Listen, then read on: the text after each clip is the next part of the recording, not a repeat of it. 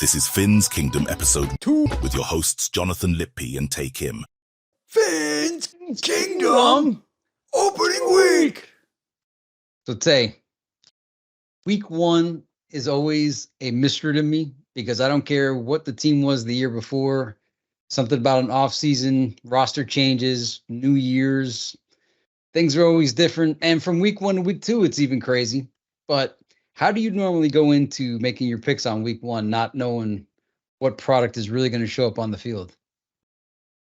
So week one is always the toughest week to pick.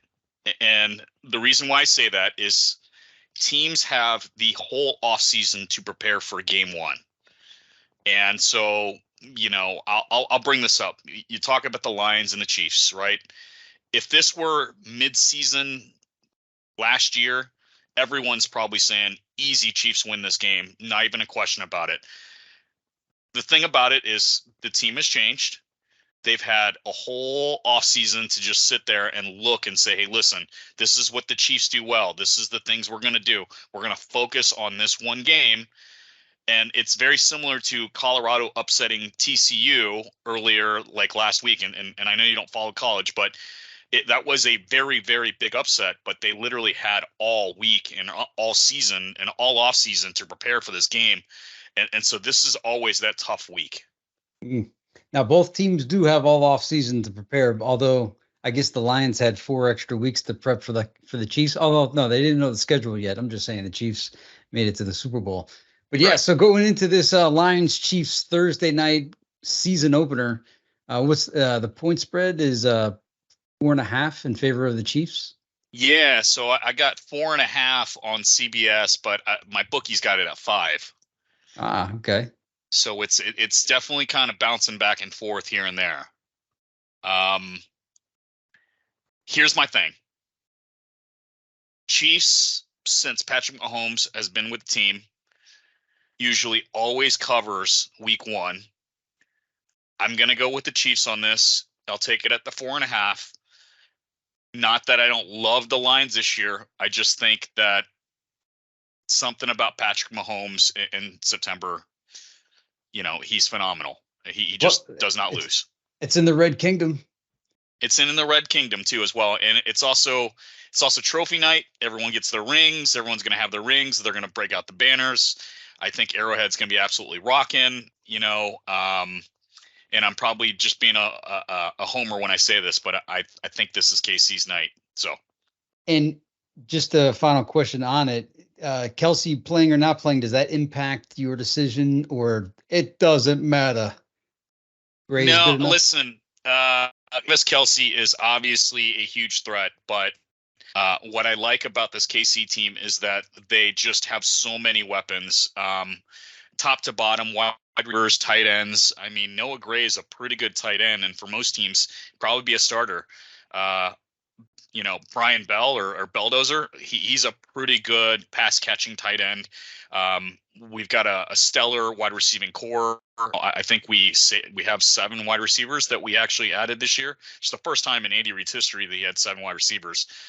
So I'm not as concerned about that, and we might actually be better off kind of Kelsey not playing this game, and kind of saving. I don't know. I think he's going to be out probably 2 to 4 weeks, but obviously I'd love to have him out there, but I think we'll be all right.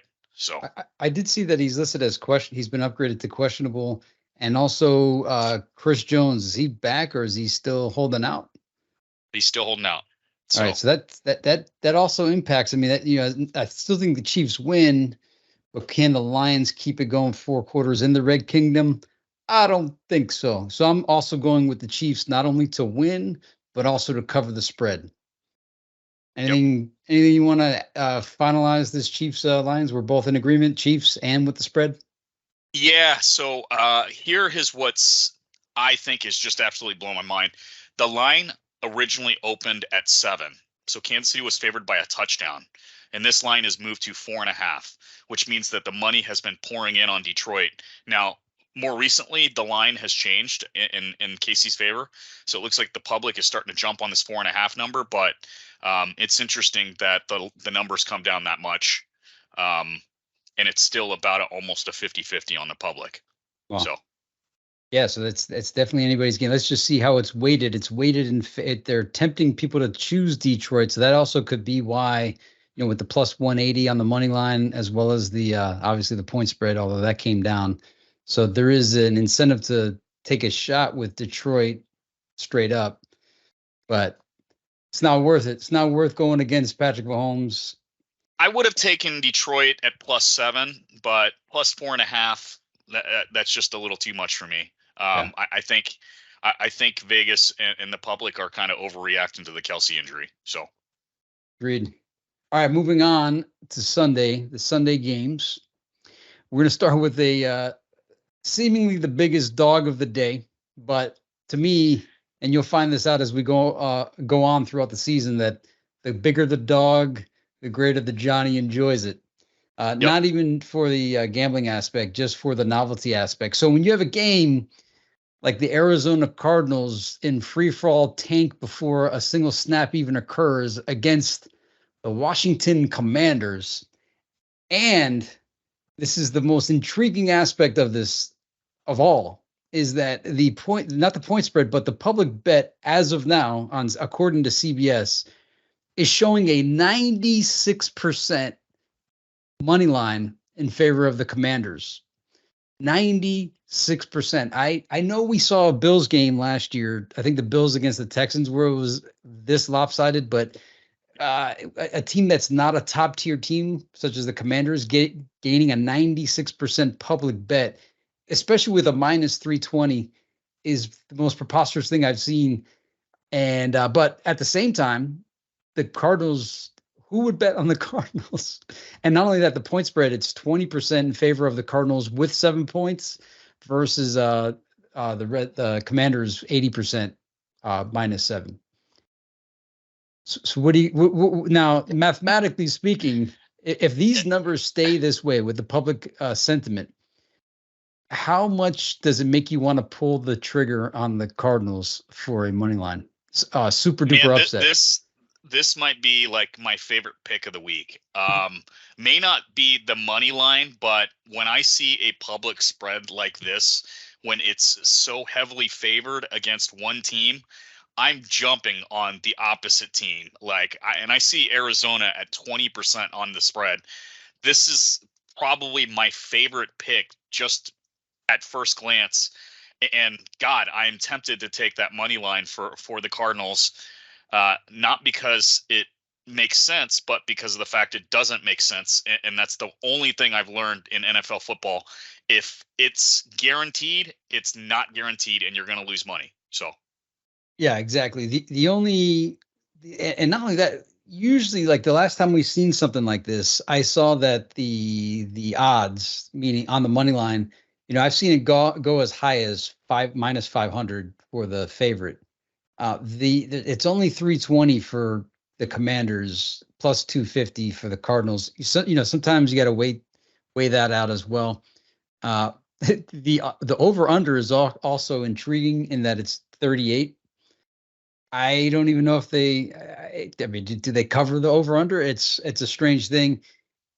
7 to win. Okay, now Commanders opened at 5.5, and they've increased it to 7 because I guess just overwhelming bets pouring in money for the Commanders. on the Commanders. Yep, and it's still at 80% as a touchdown favorite. Yeah, who knows? Maybe see the thing is, was it Josh Dobson's the quarter? I'm still going to pick the Commanders. And your wisdom is probably the correct one, but and it's opening week, so they can make anything happen. It's just that the Commanders have a good running back, good wide receivers. Actually, they got 2 good running backs, 2 good wide receivers, and a serviceable quarterback. I think they could score points. So I think that over under, but can the Cardinals score? I don't know. I'm still gonna, at least on money line. Well, on a pick 'em, I'm gonna pick the Commanders. 7 points is not enough for me to choose the Cardinals. The Commanders did absolutely nothing for me last year to make me feel like they should. And I don't care what acquisitions, that they made this offseason. I don't know what they like how this line is this inflated, where teams are this confident that the Commanders are going to win by 7. I'm gonna be pounding the Cardinal spread. It makes absolutely no spread, but this is already probably my favorite pick of the day because it's the one that doesn't make sense at all. Wow. So even and did the Commanders keep their entire coaching staff with Rivera and Del Rio as well as Bieniemy? Yeah, so Bieniemy is the offensive coach. Del Rio, I guess he's the defensive coach. I haven't really been paying attention, but like they're just that team that like they did like literally nothing in the offseason. Like I don't understand this very much. Their big acquisition is Jacoby Brissett as a backup. I mean, you know what I'm saying? Like I just I don't get it. Yeah, I mean it's I mean they got Scary Terry. I mean that's a pretty good wide receiver, I guess, and Curtis Samuel is okay. I just I don't even know about Sam Howell. Will the Cardinals put up more than 14 points? That's question one. Is do they even get to 14? Do either teams score? Well, Antonio Gibson's and the wide receiver one, I can't believe I forgot his name. They have like a nose for the end zone. The Commanders score points. They don't always win, and then again, I'm also talking about during the era of the legend of Taylor Heineke's. Heinicke, exactly. And they lost him, which he was the guy that got that team fired up. I mean, where is this guy Sam Howell from? Like, did I miss something about him being some kind of superstar in college or something like that? Like, because I don't really remember anything that makes me think, God, this guy is so good that he's going to lead his team to some kind of crazy victory. Now, I'll tell you this much. Josh Dobbs has played on a lot of teams, and when he started, he hasn't looked that bad. I don't know, man. I don't know what to say. Yeah, you're kind of selling me on taking a risk with the Cardinals just based on that, but I don't know. The Commanders, they know how to score, so I'm going to go with the Commanders with the money. Well, I'm not going to bet money line. I'm going to bet points. Actually, I might just take the over under, but I'm going with the point spread. I'm taking 7 for the Commanders because I think the Commanders can score at least 17, and I'd be surprised if the Cardinals even put up 9. Wow. Okay. Hey man, I'm gonna take the Cardinal spread, and I might even sprinkle like a $50 on the money line for the Cardinals because I just that these are the types of games I love. So not only that, this is an excellent case study. If the numbers don't change, this will be the case study of case studies for us, for our own research, and to remember for the next week 1 next year. And that's why we're preserving some of these memories for you guys out there. Hey man, I think I was recently in Orlando, and I was sitting down with you, and you were telling me about a game that was it was like a 90-10 almost public split, and it was like one of those games where it was almost supposed to be impossible, and you were just sitting there watching the game laughing because you knew that I called it the whole time, and you were like, what the hell did Tay know? And it was only because of the fact that I looked at what the Vegas numbers was and said, this is it.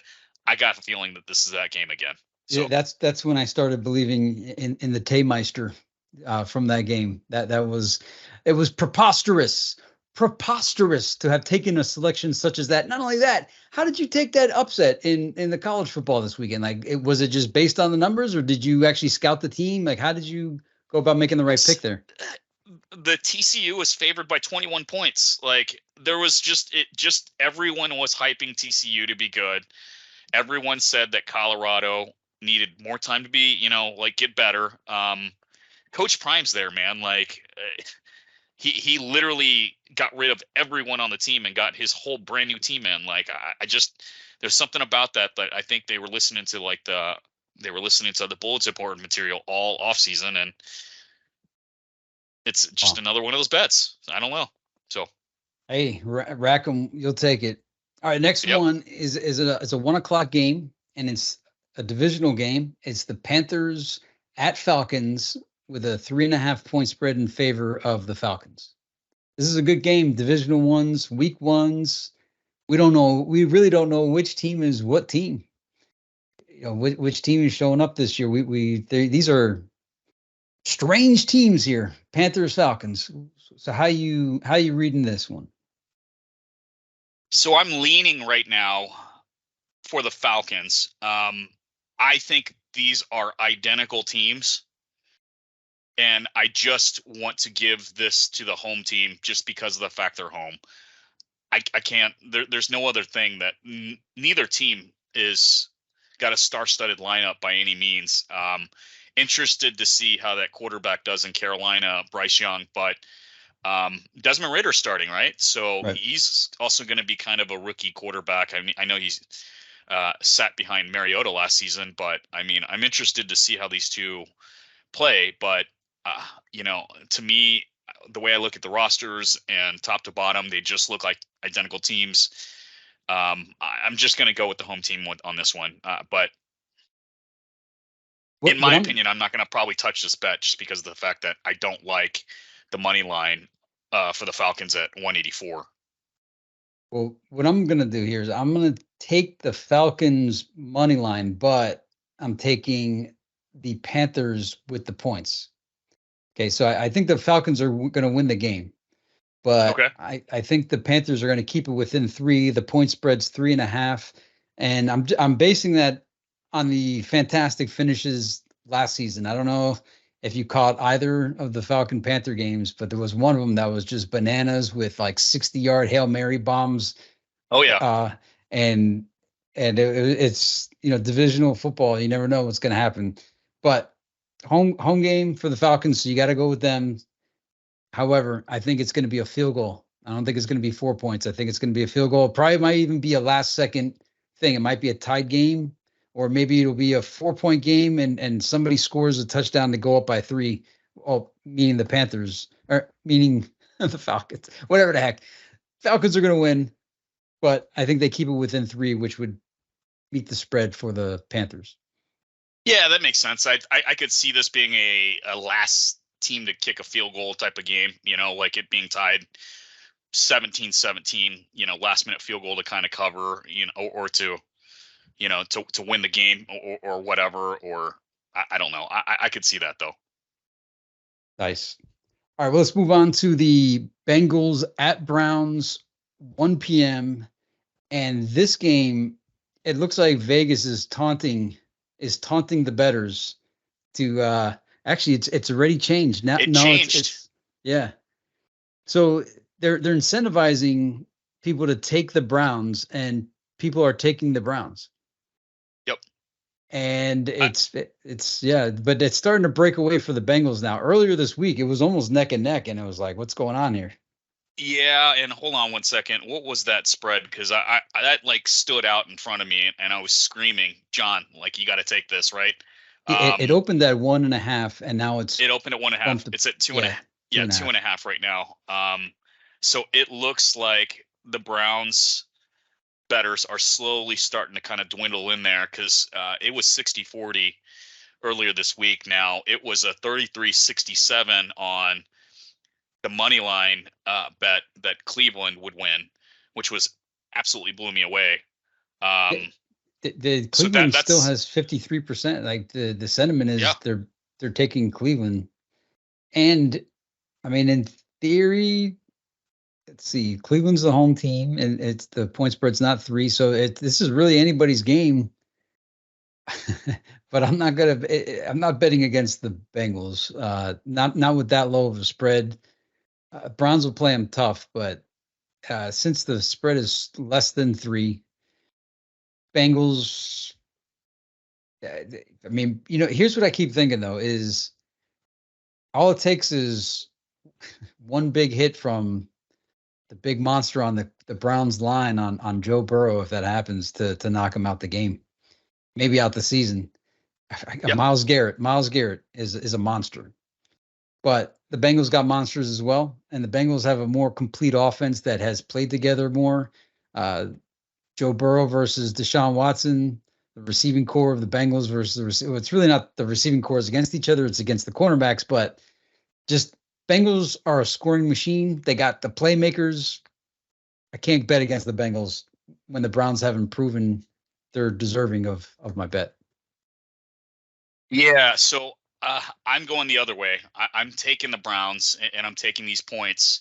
I'm tempted to take Cleveland, just money line, flat out, right off the bat. I kind of feel like, if there was any game that they could upset the Bengals, it would be at home, and it'd be week 1.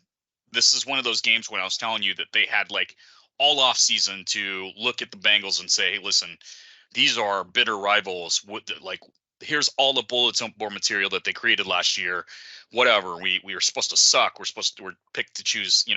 Everyone's picking us to be last in this division. And Deshaun Watson is, he's trash now. I just feel like the stars are aligning for them to kind of pull off this week 1 upset. Like, I'm not saying that they're going to end up making, the playoffs by any means, but I could see this being one of those upset games right off the bat in week 1.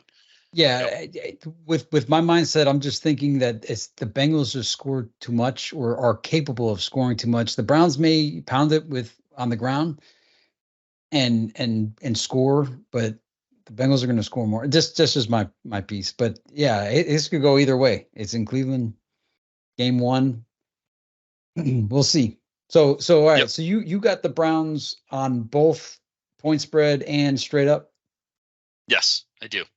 Nice. All right. Well, I got Bengals both with the spread and the money line. So that's that.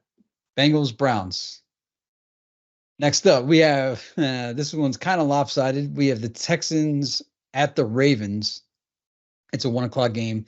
It's got a 10-point spread in favor of the Ravens. What you got there? What are you thinking there? It's 62% in favor of the spread. 96 on the money line, by the way. This is the game that normally screams at me that I should go ahead and jump the gun and say, yes, go ahead and take the Texans. But I cannot see it happening. Baltimore is an upper elite team. The Texans are completely rebuilding. I just don't see it happening. I don't think CJ Stroud is ready to start yet. I know he's going to get the nod, but it's just too tough of a task. I think that the Ravens win by 15, 17 points. I just think they're going to blow out the Texans. Yeah. Not only that, it's a 480 on the money line. So it's not like, you bet on the Ravens. It's like, okay, why even bother play this one? But yeah, there's no way the Texans can keep. Not only that, I think Lamar Jackson is wants to start out the gate fresh, explosive, show everybody, last season was a fluke, and that he's back and he's the leader of the team, and he's got new weapons. Ravens are fresh, no injuries. Yeah, and he's the highest paid quarterback or second highest paid quarterback in the NFL now. He's one of them. Yeah, he got his new deal done. I know Herbert got his deal done in the offseason. So did Hurts, right? So all three of those quarterbacks got their deals done. And yeah, so I'm sure he's going to be looking to prove his worth and his value to that contract. Get week 1. So yeah, and do we see the neck by the second half? Does the neck make a special appearance, or do they let Stroud stink up the whole thing? No, they're going to let him stink it up all season long, because this is his learning time. This is his time to learn, right? Yeah, so yeah. That's the only reason why I can't see it. He's a good quarterback. I think he's going to have a pretty good season. He's going to be one of the better ones of the rookies that came out this year. But yeah, I just, this is too tough a task, and he's going to be playing in Baltimore week 1 too. Yeah. It's just this is the only thing that nothing's going right here for them. Yeah. The only thing that concerns me, and the point spread's 10, but I remember the last time I saw, I think it was Bills Texans, the point spread was like 17, and the Bills were blowing the Texans out the whole game, but then garbage time at the very end, Bills are in prevent, and the Texans got just enough points to lose by 16. So while the Ravens might blow them out for 3 quarters, when it comes to that fourth quarter, they although Huntley's pretty good too, so it's not like, but they might just, you never know. But 10 points is not enough. 17, the Texans can find a way in the fourth quarter to cover the spread, but it's week 1. It's Lamar Jackson. It's a full packed Ravens team, no injuries, new contracts, new everything. Ravens all the way. I agree with you 100%. I'm on board. Next up, we have, and this might be everybody's favorite game of the week. It's, for whatever reason, the Jaguars against the Colts. At first glance, you're like, why? Well, the Colts got their new shiny quarterback, and the Jaguars was everybody's surprise team last year. And they've only gotten better. Now, the point spread is +5 in favor of the Colts. I mean, +5 Colts, meaning Jaguars. I think the Jaguars cover. I think Calvin Ridley makes everybody remember who he was. And I think all the surrounding pieces are going to do awesome. Travis Etienne, along with the other running back they have, I think the Jaguars might put 30+ points up on the Colts this week. What do you think? I'm going the other way. I don't think the Colts win this game. Did I say the Colts? I meant the Jaguars. I meant the Jaguars winning. Yeah, you meant the Jaguars. Like, you meant the Jaguars are going to cover and win. I don't think the Colts are going to win. I am going to take that spread at +5 because the one thing I know is the Colts kept most of their games fairly close. They always seem to play pretty close games, and it's always like a field goal at the very end type of a game. It's a division rival. You know, I think that the Colts are going to try and play keep away the whole time too as well. And one thing I know that they're probably not going to let Anthony Richardson throw too much, so I can see him running quite a bit. I think this Colts team is going to remind me of Lamar Jackson's rookie season, where he's not going to be passing very much at all, and he's just going to be designed runs for quarterbacks, and then, you know, even probably running like triple options and double option type plays, you know, where it's like hand it off to the fullback, hand it off to the running back, run it up the gut, maybe an RPO here and there, and maybe he does some short dump off passes, because that is one thing that he needs to work on. He does need to become a better passer, but he's quick, and you know, he's electric, and I can see them trying to just play keep away, and I could see the under hitting, and I can also see the Colts keeping it close within 3. Wow. And I'm looking at that public spread, and I'm looking at that number 73-27. Come on, man. Let's look at that public number. They're pouring in on the Jags. Very true. Yeah. Okay. Well, I appreciate the optimism. The Jags. I can't go against the Jags, man. They got a really good offer. I think they're going to put up a lot of points. I don't know how they're going to do with the defense, but they're going to put up points, and they're going to put up too many. And the Colts, I don't see how. Jonathan Taylor's not playing. But hey, I'm thrilled by your Colts pick. So you got the Colts for what? The +5 on the spread. You're not going nutty to say that they're gonna money line this thing on a crazy upset, are you? I'm not gonna go on record and say that they're gonna win this game. What I will say that I could see this game being close, and who knows? Maybe it is a 10-point game, and all of a sudden, last minute, the Colts score a touchdown to get it within 3 or 2 or you know, even within 4. You know, I could just see like a last minute cover where it screws the whole bet up. So, yeah, very true. That's those fourth quarter garbage times, man, killer. The garbage time touchdowns. It's either great or it's not. So we got to keep an eye on that, on which teams do well in garbage, like which bad teams do well in garbage time, so we know. You know, not to, you know what I'm saying. All right. Oh yeah, 100%. So next one is this 1 o'clock game. All right. So the fact that this is a 1 o'clock game is semi-significant. This is the 49ers traveling from the West Coast to the quasi East Coast Steelers. Point spread is 2.5 in favor of the 49ers. But I don't see this happen as often as it used to happen. But when the West Coast teams would travel to the East Coast for a 1 o'clock game, that would impact the outcome of the games often. Yep. Mm-hmm. We'll see if it happens here, being that it's the first game of the year. Maybe not, but maybe. And the point spread is so close; it's less than 3. I'm still going to go with. Let me see what I wrote down what I wanted to do here, because this is a tricky one. But I am going with the 49ers for the spread as well as the money line, because They got all their pieces. They're not going to have all their pieces all year. These guys get hurt all the time in San Francisco, but they're all there for week one. The Steelers, I hear they got a great wide receiver. Quarterback is looking to be the man in his second year. Mike Tomlin always brings his team prepared. This game should end in less than 3 points, but until that happens, until I see that happen, the 49ers are still a team that was one quarterback away from going to the Super Bowl last year. Is Bosa playing though? That's the big question. Signed his contract today. Now, here's what I also have with guys that hold out for this long and not really practice with their team. I don't really know what kind of shape he's in. He hasn't had any reps with his team all off season. I mean, I'm sure he will play. I'm sure they'll have him on the field. Do I think he's going to be as effective as he would be if he had a full off-season training camp with his team? I don't think so. I think that,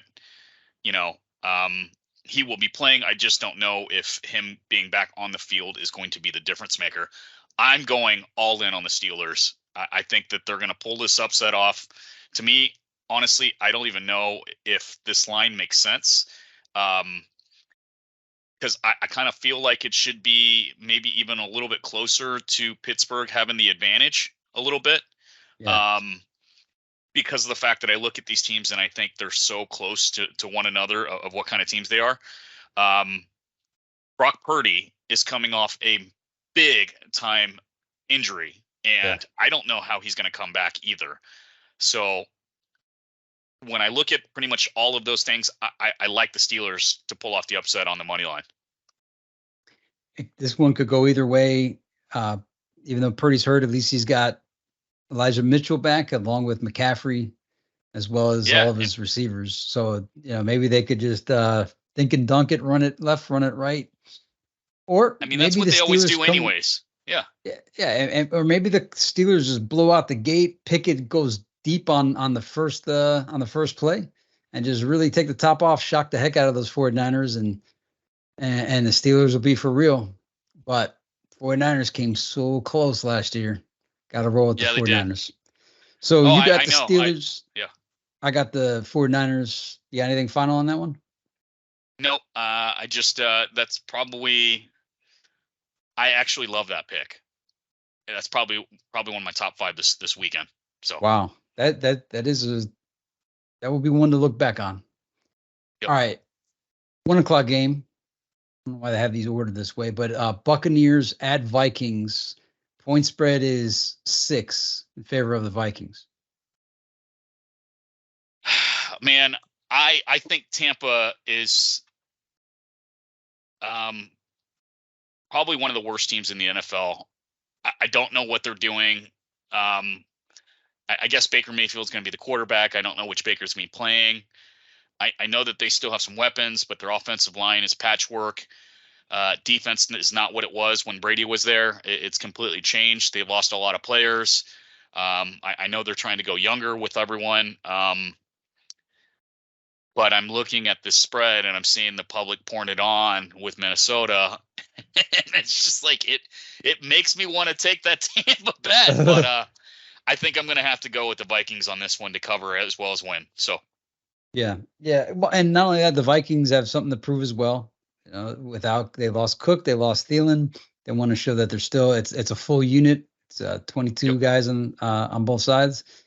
So yeah, I'm going with the Vikings, and not only to cover but to also win. And they still got Justin Jefferson, so there's that. The other side of the coin, though, what if Baker comes out slinging it, to Mike Evans and Chris Godwin, but it's not going to work for 4 quarters. So. It's a 4-quarter game. The Vikings have a good unit. They're coached well. They've been playing together. So, Vikings. Hey, it's really weird this offseason.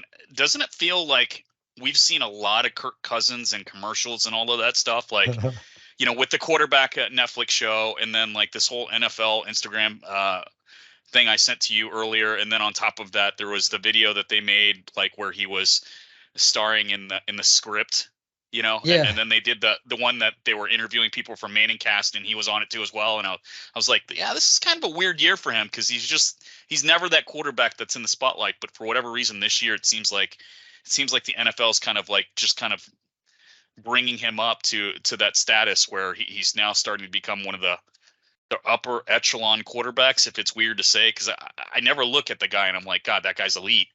But I never look at him and say he's absolutely horrible either. So he's going to be an interesting one to watch to see if you can kind of follow up on last year. So, yeah. I think there'll be a middle of the pack team, and I think they're going to get that win. All right, next up we got a 1:00 game: Titans at Saints, -3 for the Saints. I'll let you go first on this one. I love the Saints in this game. I really do. I love the Saints. On this game, I am not as bullish on them for the whole season, but I think that the team is better with Derek Carr. They've got all of their weapons back. I'm interested to see how Michael Thomas is, but I know that they have a lot of other guys. I think Chris Olave is going to eat. Yeah, I mean, just let's pour the money on New Orleans. I love them at 3. Same here. I'm surprised that the public is betting more on the Titans. The Saints, whenever through the Sean Payton era, when they play at home, they're a much different team, night and day difference when they play in New Orleans. This game is in New Orleans. They got a new quarterback, Derek Carr. If you talk about someone that's had all offseason to think about things, Derek Carr definitely is the guy. In fact, I'm going to put him on my DraftKings because of all the guys coming out week 1, I think Derek Carr is number 1 that wants to prove something. Maybe even more than Lamar Jackson. So Derek Carr, I don't know why Jarvis Landry's not on a team. I guess he's just finished physically. I don't know. But we'll see how Michael Thomas comes back. And I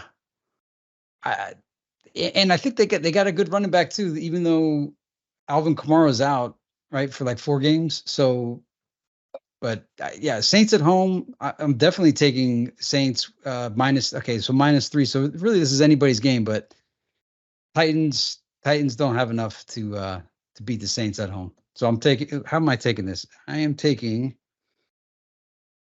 Well, I'm going with the Saints regardless. I'd pick them both to win and money line. Yeah, I love them in this spot too as well. So I 100% in agreement. Excellent. All right, up next, Packers at Bears. This one's going to be one for the people to watch. The point spread is -1 in favor of Chicago, which means they think the Packers are going to win because it's when you're at home and you got less than 3. That's so no, they think the Packers are a better team. They have the Bears. This is more or less a pick 'em. In Vegas. So it's like we don't really know which way to go on it. Even the public, the way it's betting at 54-46, 54% Green Bay.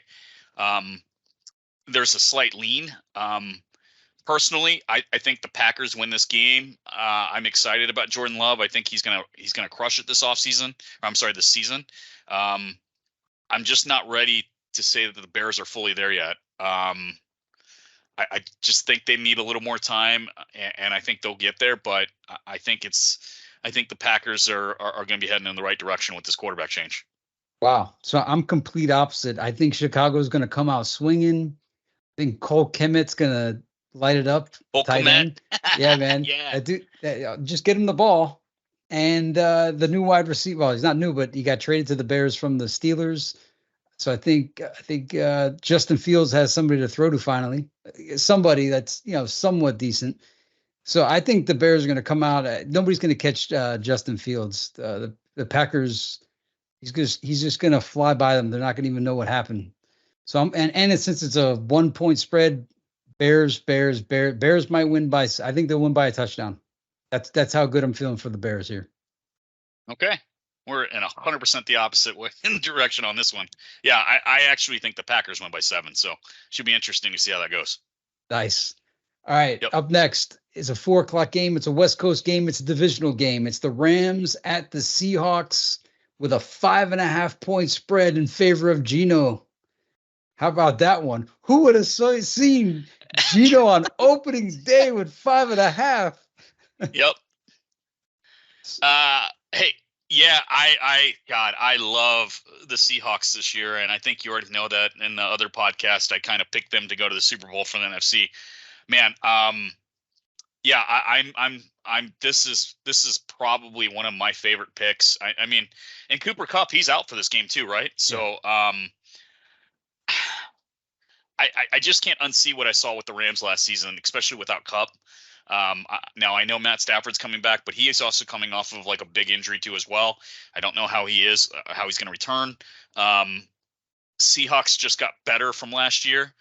Yeah, I'm all over them. I mean, I'm looking at this public spread and everything's telling me to pick the Rams, but yeah, I love this Rams. I love the Seahawks team. Sorry. This would be a shocker if the Rams beat them. I mean, they could still cover, but even covering seems without Kupp, it seems just.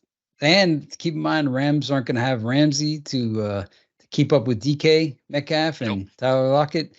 So Gino can go to town on these Rams in week 1 and remind everybody that he didn't write back. So big ups on Gino. We might be too hyped up for Gino. Gino might come back down to earth, but not against the Rams. Yes, don't do that. So. Hey man, you and I don't know if you followed Ohio State, and I know you don't follow a lot of college football, but look out for that Jackson Smith, the Najigba guy from Seattle, like the wide receiver, who's like their third stringer. This kid is going to be a stud. Like, to me, I had him as the top wide receiver in the draft. He reminds me a lot of kind of Justin Jefferson. And he's just got like just crazy speed, crazy ups. Like, he's got it all, man. And I think he might be one of the better receivers he might be the best receiver on that offense. I mean, like, Metcalf and Lockett are studs too. Like, we'll see though. I mean, he's a rookie, but yeah, I'm excited, man. This is a great team, man. Yeah, you might get him early on DraftKings this week before his price goes up. Although, if he's a wide receiver 3, he might always be affordable. But nonetheless, all right, we're both in cahoots here for the Seahawks covering at 5.5 over the Rams, who are they already got injuries, and it's not even week 1 yet. Yep. All right, moving on. Another West Coast game. Raiders at Broncos, 4:25 p.m., Mile High Stadium, 3.5 points. It's an interesting game, and this one could go either way. Curious to see how you have it. Man, I don't care that Sean Payton is in Denver. Russell Wilson is absolutely garbage, okay? I love Jimmy Pornstar Garoppolo to hang a 30 burger on these guys and win by 20. I don't see Denver doing anything in this game. I don't know how they're favored by 3.5. I'm all over the Raiders on this game. See, initially, but then I thought about the other side of the ball. Okay, so granted, last season, I don't think Russell put up more than 16 points. Like, it was like the Broncos would score 16 points every game. Like, literally, they would score no more, no less, with 16 over and over again. I think they'll be a little bit better this year. However, as far as the Raiders go, Jimmy G, he's got 2 things coming at him. One of them is your old guy, right? Is it Frank Clark? Is he a Bronco now? Yeah, Frank Clark is a Bronco now, yes. Okay, so you got that to deal with. I mean, he's the Shark. Yeah, I get it. And but even more important, even though they don't have Bradley Chubb anymore because he's on the Dolphins, however, they have Patrick Surtain II, whose dad is, but Patrick Surtain last year was, in my opinion, the best cornerback in the NFL. He almost looked like a shutdown cornerback. He could tackle. He was picking balls off. He was deflecting balls. He was like the best mechanics I've seen in a wide receiver in a cornerback in a long time. So I'm really impressed with Patrick Surtain. I think he's a difference maker. I think he limits Jimmy to one side of the field. I think he's a lockdown corner. So that means Devontae Adams is out of the picture. So that leaves you with Renfro, and Renfro's good, but I don't know if the Raiders are going to put up enough maybe they would. But I think the Broncos got to show something. Both teams, though, are kind of on the schneid here. They both have to come out sharp. I think it's more important for the Broncos to come out sharp. I think it's almost more important for the Broncos to win this game, even at the sacrifice of like the next two games. It's divisional. It's the new coach. It's the new Russ. That's about the only reasons why. I only have hype on why I'm going with the Broncos. Because at the same time, Max Crosby is probably going to be on Russell Wilson's back the whole game. Yep. So, and Russell will probably fumble a couple times. I'm still going with the Broncos at home, and I'm taking the spread. Fair enough. Fair enough. Wait. I'm sorry. You know what I'm doing here? I'm not taking the spread. I'm not taking the money line. I'm actually betting the under in this game. Oh my God. No. Okay. Come on. Give me a team. Give me a pick. Because stick with you spent 10 minutes on the Broncos, like you gave them the hype train. You couldn't give me one reason why they should win this game, by the way. You got to stick with that Broncos pick. All right, I'm sticking with the Broncos pick, but like in my own time, I might just go with the under because it's 44 and it's unlikely either team even scores 20 each. So, because we know off the bat, the Broncos are probably only scoring 16. So, yeah. Anyway, all right. So you got the Raiders. I got the Broncos. Yep. That's football, baby. All right. Next one. Yep. 4:00 game. Dolphins traveling to California to take on the LA Chargers.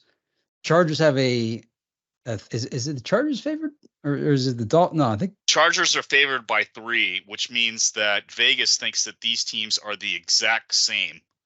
So do I. But you should look at the public money, and it's pouring in on the Dolphins. Yeah. That scares me a little bit for the Dolphins. What I think happens here is that I think this game ends in a what do you call it when it meets the point spread and doesn't go under or over it? A push. A push. So I bet you the Dolphins kick a field goal to win this thing. In the last, it's actually somebody's going to kick a field goal at the. Actually, no. If the Chargers kick a field goal last second, to win by 3. Yeah, so if the Chargers win by 3, this game is a push, and I think that this game is going to wind up being down to a field goal. And due to this public betting, I think the Chargers win it on a last-second field goal and ruin my opening day game for the Dolphins because everybody's betting on the Dolphins. Idiots. Yeah, man. I unfortunately have to agree with you. I think the Chargers win this home game. And remind me, like, because Tua I watched this game last year with you guys. Tua played awful against the Chargers, and I don't know if this was him still having a concussion or whatever. I just looked up his stats. He went 10 for 28 for 145 yards and a touchdown. That was probably one of the worst games I had ever seen Tua ever play. I didn't know if he was still concussed or whatever, or if the Chargers were doing something that was just whatever. I don't think the Chargers are that much different, and I don't think the Dolphins are that much more different either. It was in Los Angeles last year too as well. I'm leaning Chargers to cover. The Chargers beat the Dolphins last year because the Dolphins couldn't get him off the field on 3rd down. And Mike Williams, even though it's, when you look at the stat sheet, it's showing that Keenan Allen killed it, but Mike Williams was the one that killed the Dolphins. And I think we have somebody that could cover him now. I think when we played the Chargers, we were depleted at cornerback. And so Mike Williams and Keenan Allen both just outpowered our corners last year. And Eckler did okay. But it was Mike Williams. That was the difference. And it was 3rd down. If you take out those if we stopped them on 3rd down, but that was really the deal is they kept converting. What was the time of possession? Yep. I remember it being heavy in it was bad, man. I turned that game off. I'm like 39 minutes to 20 minutes. Yeah. So almost double. The Chargers just had the ball. They had 432 yards to 219 total. And I got to rewatch that game.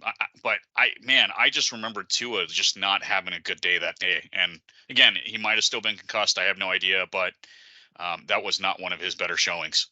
Yeah.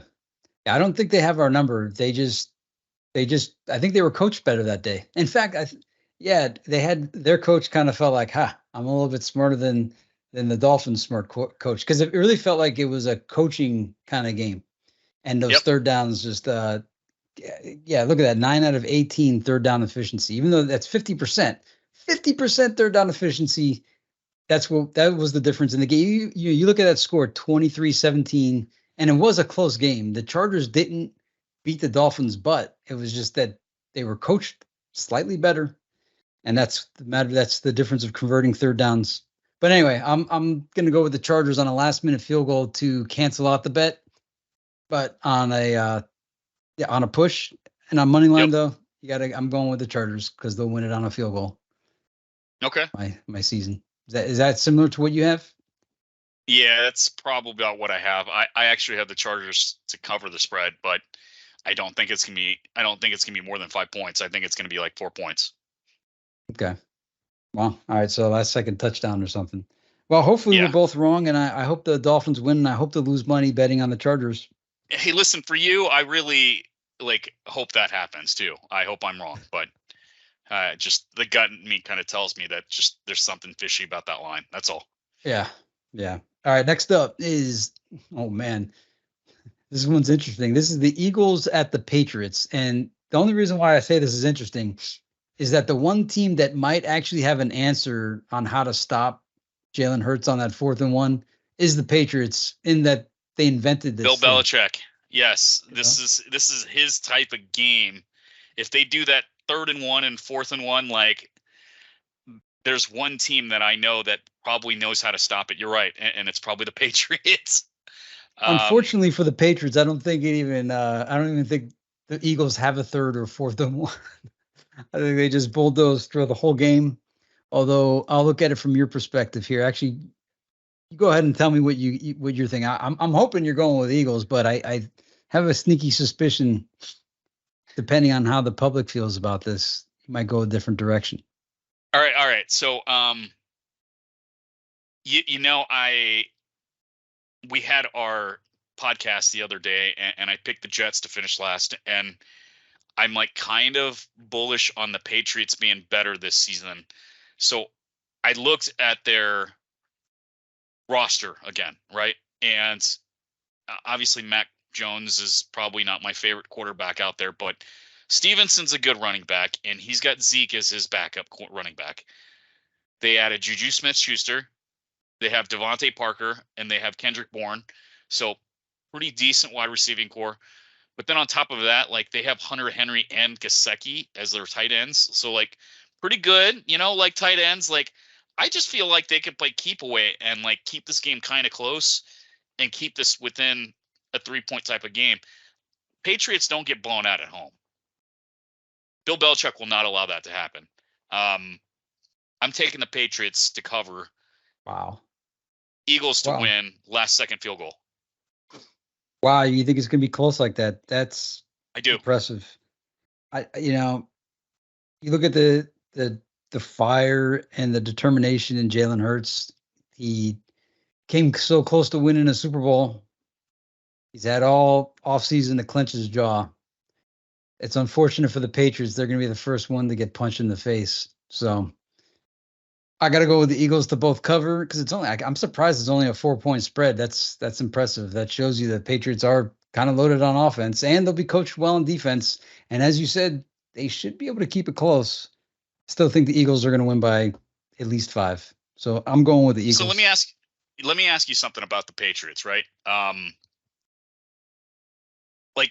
We just always know that they're going to be a tough out, regardless if they're just bad, flat out. So think about that, and then think about the fact that this is Mac Jones probably his last season.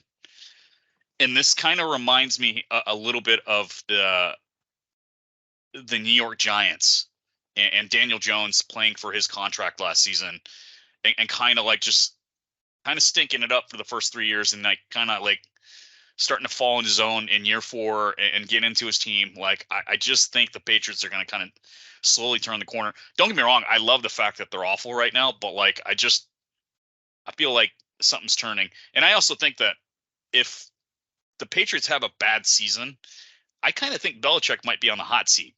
Oh, bad. And I know it's crazy, right? It's crazy to think that way, but like, he's not really been relevant in a while, like, and I don't know, something strange. Like, it's got this feeling. I just feel like they're going to be better than they probably should be. No, I agree. That offense is a decent looking offense. Like I said in the previous episode, that if you looked at that offense 5 years ago, you would have thought, "Holy cow, man, how'd they pull that off?"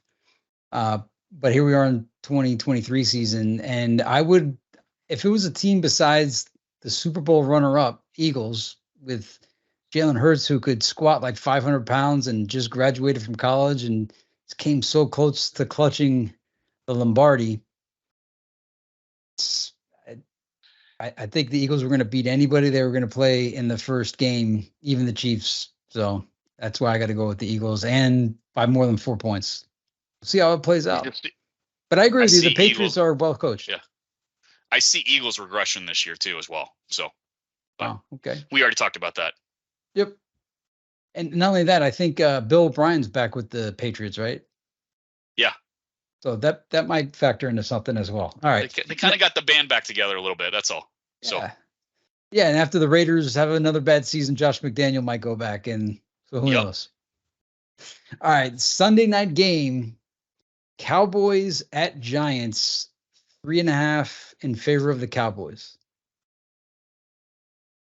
I hate this, but I think Cowboys are going to roll.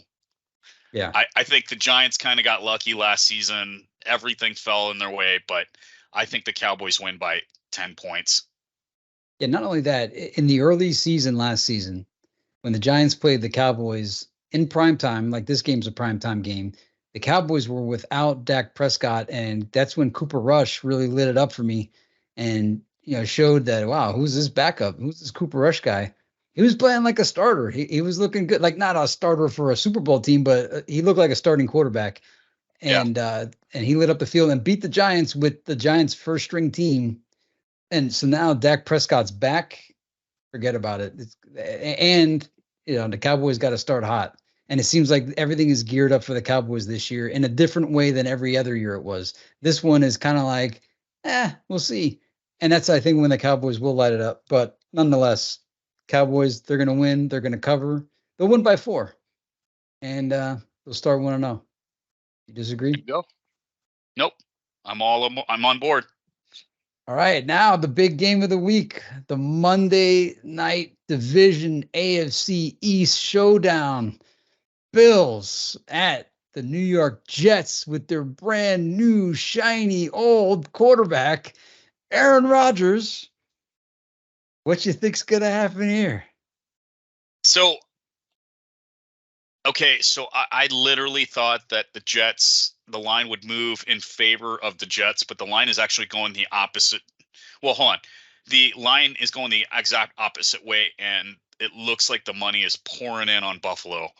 I really wanted to take Buffalo on this game, but to me, looking at the game, looking at the storyboard, looking at the storyline, it's Monday Night Football. They've got a brand new team. There's hype and all this stuff. I think they're going to get figured out really quickly, but I don't think that this is the night that it happens. I feel like this is going to be their shining moment where they come together as a team, win a game, and then all of a sudden everyone's going to think that they're Super Bowl bound, and then they're just going to fumble the rest of the season. But I think the Giants cover and actually win this game outright. Yeah, same here. And it's impressive how big the bet is in favor of the Bills. It's almost identical between the point spread and the money line, which just indicates that people are thinking the Bills are just going to run all over the Jets. Jets were one quarterback away, and I'm going with the Jets, just point blank. Now, and you are too. So we both got Jets. I think they're going to cover. I think they're going to make a big splash. I think it's going to be an exciting Monday night game. And not only that, the Bills' last 2 games, keep in mind, they look bad. The loss against the Bengals, the win against the almost lost to the Dolphins against Skylar Thompson. They almost lost. So they had 2 bad back-to-back games in a row, which makes you think the offense might have been figured out. And I think Sala, the coach of the Jets, he's defensive minded. So I think he might have something for the Bills too. So now those. I'm sorry. Like, and this reminds me of that Jets Bills game early on in the season. Do you remember like when Zach Wilson, like, they upset the Bills? It might have been Mike Wyatt. I can't remember. Someone was quarterback. All I know is the most unmemorable quarterback performance in my entire life, but their defense played just lights out and shut the Bills down like really early on in the season last year. And I think that this is going to be kind of like one of those repeats. Now, what I will say about the Bills is last year, everybody was on the Bills bandwagon. I mean, it just seemed like everybody was picking the Bills to do huge things. This offseason, I don't remember people talking about them at all, which is absolutely what scares me about this team a little bit. So I don't know. We'll see. I'm interested, but yeah, I'll take Jets Monday night. That's a good point. Yeah, the Bills might be the sleeper team. People know they're good, but since they're quiet is spooky. But what could they have possibly talked about in the offseason? So now, all right, there's two key indicators that we need to remember here, because we may need to adjust something or maybe just put into our minds. So the opening two games that I remember last season was, I think the season started out with the Bills against the Rams, right? Or was it the Broncos? So, yeah. Was it the Broncos? No, it was and the Seahawks? Bills versus the Rams. It was the Bills versus the Rams. Okay. And I remember the Bills just absolutely crushed the Rams, and everyone was just like, oh my God, these guys, that game, like, got everyone on ESPN and Fox and everybody pretty much putting the Rams or Bills in the Super Bowl, like right off the bat, week one.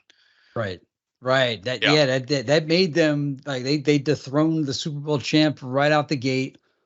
Yep. So where I'm going with that is, we're not talking the Lions aren't this year's Bills, right? There's no way that they pull off an upset on the Chiefs. I'm just floating that in the air. Anything can happen, man. Like, listen, there was also that off year when Alex Smith and KC went into New England, and that's the year when Kareem Hunt was a rookie. Like, they had all of these rookie picks, and all of these guys started that game, and I think KC won like 46 to whatever, and this was also ring ceremony night. And so everyone was shocked, and like, I think that was Alex Smith. Remember when he was up for MVP? Right. I think he was in the running. I can't remember what night it was, but it was a Thursday night football game, and I remember everyone was talking about their Super Bowl win, or like victory and all that stuff, and yeah, KC came out. Like, so it happens. I don't know if it's Detroit. And which game this week is the Broncos Seahawks shocker? Because, like I said, for week one, those are the two games I remember from week one. Is the one we just talked about, as well as the Broncos Seahawks, especially from all the smack that and Todd Jones were doing. What's that game this year? Is it the same thing? Is it no? It's not the Raiders and Broncos this year. But I feel like, you know what that is this year? It's the Jets and Bills. It's the Jets and Bills, or it might even be the Bengals Browns. Okay. I mean, the numbers don't. The spread's not so big, but it just seems like I'm getting a lot of backlash for backing the Browns to win that game, and it's everyone's telling me that I'm a hater or a Joe Burrow hater or anything like that, and it's clear and day. Like, it's like I almost see the Matrix when I look at that game, really? Like on the screen. Like, and I'm just like thinking, like, how am I the only person that sees that the Browns should win this game? I don't know why, but like, it's one of those games where it's just like, yeah, that's a no brainer. I don't understand why no one else sees it the way that I do. But I don't see it enough to bet on it, but I do see the Browns. I mean, one team's going to win no matter what the game is. And the reason why is I don't see the Browns being high scoring enough to keep up with the Bengals. That's. I don't think they need to score a lot of points to do it. Like, everyone in that division has a really, really, really good defense. True. And most of those AFC North games last year were probably all really close. Like the first team to score 20 was the team that won. Let me look at the scores like last year. I don't remember them.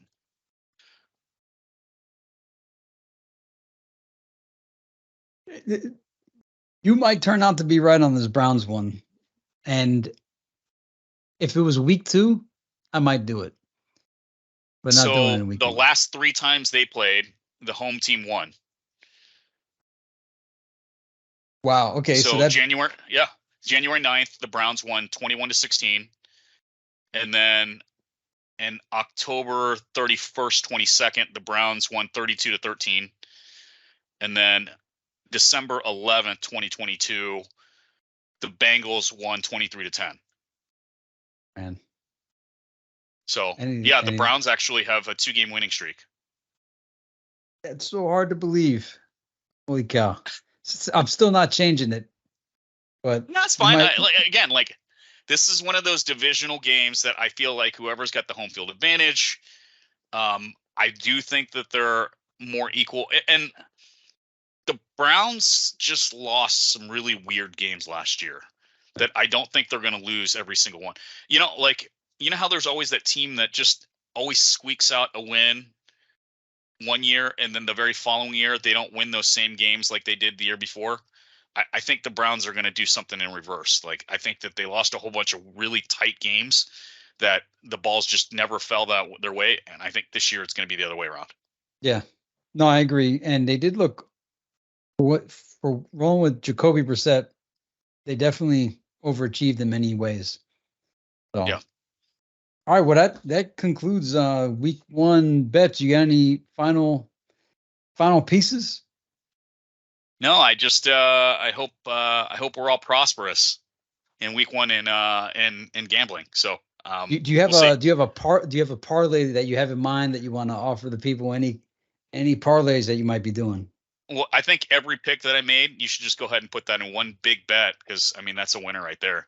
So and who's your DraftKings guy that you're looking forward to most putting on your card this week? Man, I haven't really looked at it, but